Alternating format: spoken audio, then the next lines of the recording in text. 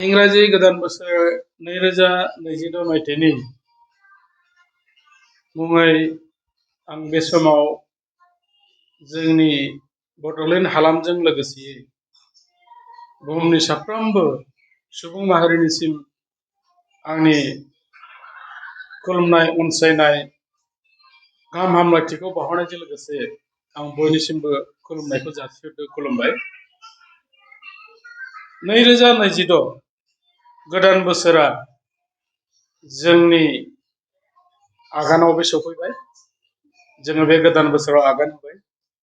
आं मिजिंथिदों बे गोदान बोसोराव जोङो सुबुं माहारिया थांनाय बोसोरनिफ्राय आरोबाव साबसिन जाहाथे गोबां मोजां खामानि मावनायजों लोगोसे ओनसोलाव गाहाम थासारि जाहाथे जों लाबोनो हायो।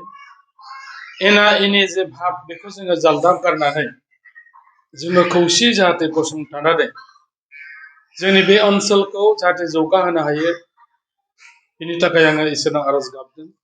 लोगोसेयैनो जाखांफुनाय जाय लाइमोनफोर बे लाइमोनफ्रा जाहाथे गाव गावनि जिउखौ ओरैनो आलाम्बायै दैदेनाजासे थार मोनसे बिथिङाव जाहाथे गाव गावनि जिउखौ दैदेनो आरो गावखौ मोनफ्रोमबो बिथिङाव साखाफारा जानानै गावनि आथिङाव गाव गसंथानो हानाय बायदियै जाहाथे बयबो लाइमोनफ्रा गोसो होयो।